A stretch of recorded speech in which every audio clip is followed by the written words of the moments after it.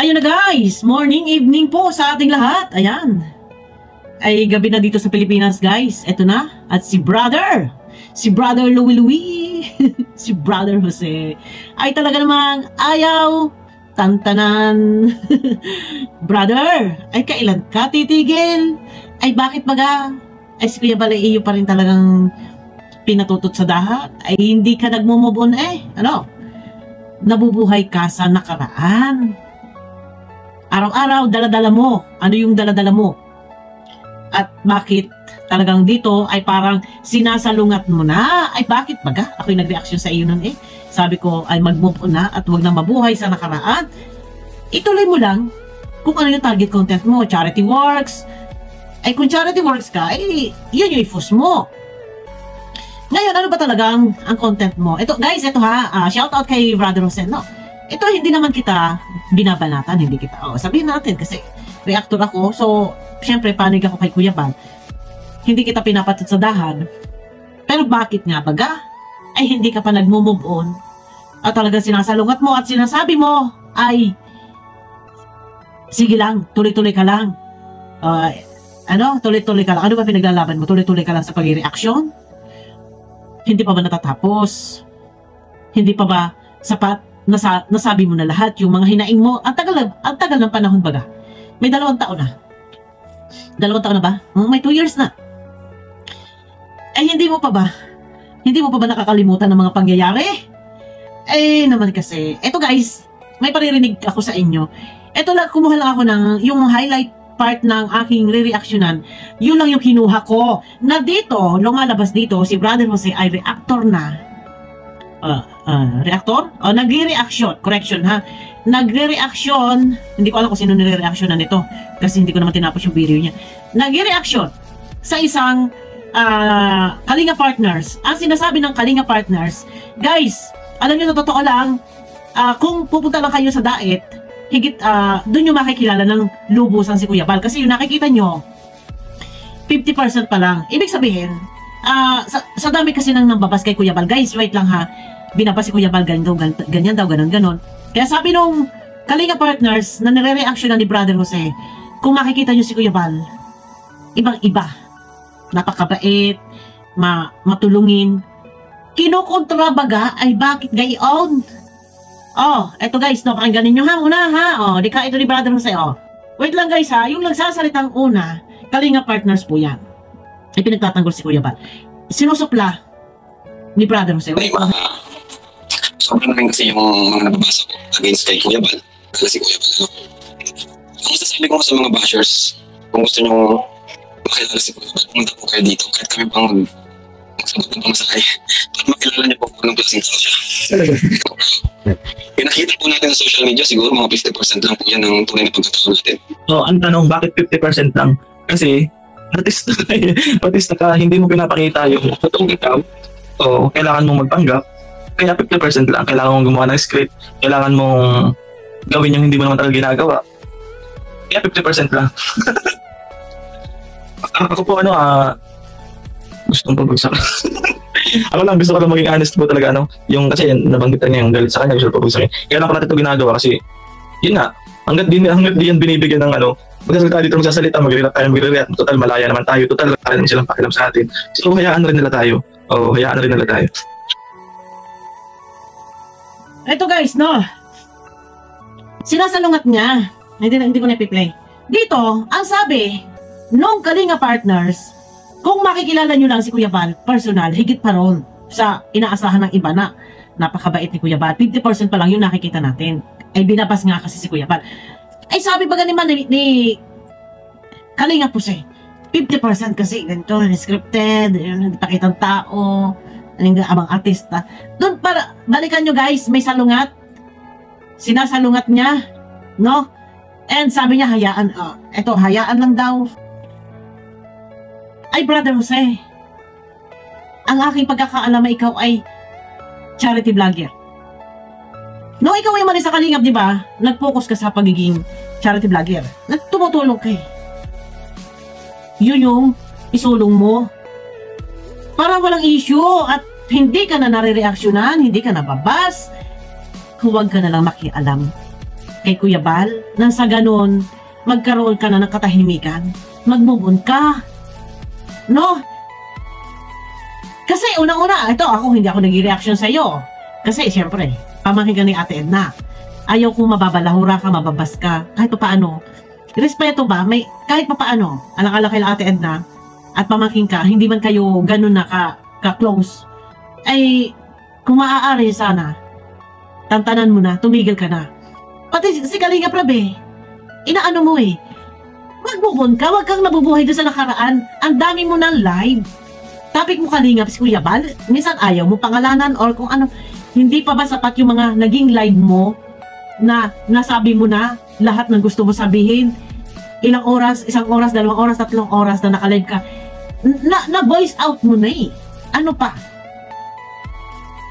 Mag-move on ka.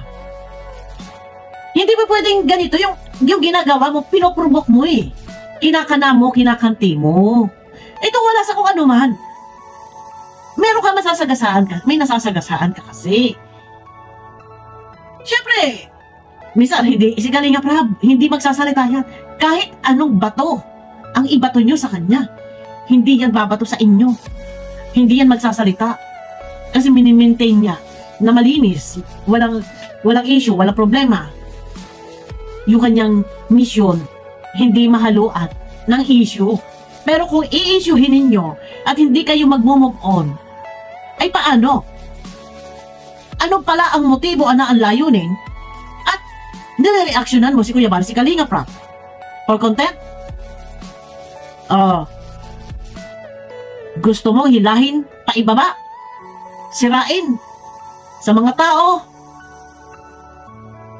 gunagunahin mo, samantalahin mo na ang pagkakataon kung yun yung gusto mo. Di ba?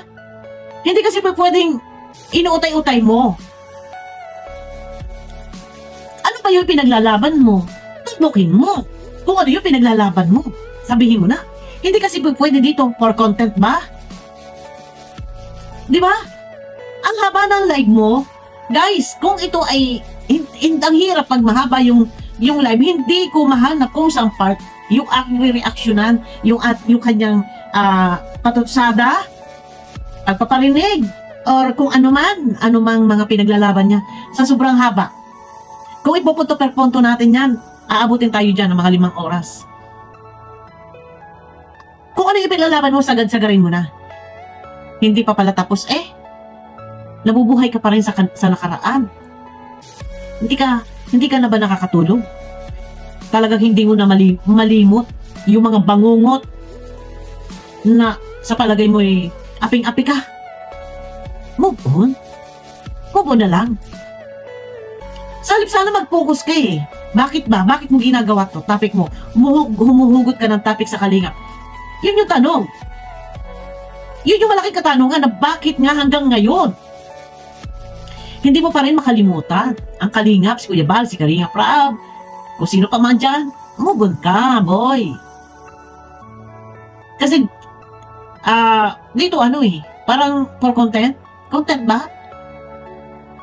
Sagasagarin mo kung gano'n. Ang tagal mo na nagla-live, no? Ang tagal mo na nagla-live. Sa isang live mo, inaabot ka na 1 oras, 2 oras, 3 oras. Sa tingin ko naman, enough na siguro yun, nasabi mo na lahat. Kung ano yung gusto mong sabihin. Bakit ba hindi maghari sa'yo yung pagpapakumbaba? Kahit pa paano may pinagsamahan? Kasi kung pairalin mo, kung ano man yung nangyari noon. Kasi alam naman natin yan, kasi natagal na 2 years ago. Ilang taon na rin ako sa Kalingap. Kung noon pa sana ito ay natapos na, ikaw mismo ang humingi ng pasensya na. Ang nangyari kasi din wala ka rin tigil kakangaknak din Kung ikaw naging mababa ka, alam nyo guys, yung kasabihan na makasilip ka na, wag lang ikaw, masilipan ka na, ang tawag ito, makasilip ka na, wag lang ikaw yung masilipan. Parang sa isang bahay na ikaw yung nakikitira. No? Iwasan mo na, masisilipan ka, na ikaw yung nakikitira. Wag lang, ikaw yung makitaan ng hindi magandang asal. Dahil nakikitira ka Naandito tayo sa isang Kalingap Ano nga namang ang mag-a-adjust sa'yo ay yung mismong founder, yung bumuo ng grupo, yung anak. Di ba? Bagkus nga sana'y magpapasalamat ka. Dahil kung hindi, sa matubang, ay baka wala ka rin bahay. Real talk yan. Ha? Di ba? Laki ng bahay mo. Kasi kung uumpisahan natin, lumalabas, ikaw yung may problema eh. Eh, ang totoo naman talaga, pinagmulan lang naman talaga ng problemang ito eh. Dahil mo kay Commander Chorba eh. Na nag-live ka doon sa bahay ni Kalinga Prab eh. Na hindi alam ni Kalinga Prab. Yan lang naman talaga yung pinagmulan eh. Yun sila Chorba nagpunta ng diet. No? Tapos yun, humaba na lang humaba. Kung noong time na yon mababa ka, okay sana, wala problema. Diretso sana yung maganda samahan. Pero ikaw, ang dami mong pang ni-live. Nag-live ka nun eh. Umiiyak ka nun eh. Masama ang loob mo. O yung live nito, umiiyak yan. Masama ang loob niyan. 2 years ago yan. Iyak na iyak. Umiiyak yan. Masama ang loob niyan. Eh kung yung time na yan, bay, hindi ka na lang nag-live, nagka-para-live ka eh. Mahilig ka magka-para-live eh. Kung yung time na yan, hindi ka na nag-live, hindi ka na nagsasalta, ang dami mo kasing batingaw-ngaw. Yung 1, 2, 3 na live, nasabi mo na lahat. Nailabas mo na lahat ng iyong mga hinaing mga saloobin, enough na yun. O, tanong lang. Pero sa ginagawa mo, sa tingin mo ba, aani ka ng papuri? Hindi. Eh, unang-una eh, tito mo eh, tita eh. Move on, wag na lang mabuhay sa nakaraan. Pass is pass. At saka, minsan, normal, dahil sila Kuya Bal, yung na dyan, minsan kapares nun, na nag-live ka nun, napagsabihan ka ni Kuya Bal nun, sumama ang loob mo, kahit masino, minsan, kahit ako, nasa din loob ko minsan, pag si Kuya Bal na live, ako hindi na lang nagsasalita. Dahil hindi ako bago sa Kalingap, hindi ako babago lang kay Kuya Bal, ang ugali ni Kuya Bal, ganyan na. Pero sa kabila na lahat, may busilak na puso, matulungin. Kailangan lang na intindihin na lang natin at tumatanda na baga. O, yun lang yun. Kung papatulan mo, ay lalo ka lang aasarin ni Kuya Bal, o, di ba? Parang nosy balas. Ito, papakatatuloy tayo. Ayun guys, kita-kita tayo sa aking next video. Sana kay Brother Jose, enough na, tama na. Parang pinoprovoke mo pa. Ayun na, may shoutout at kita-kita po tayo sa aking next video. Bye-bye po.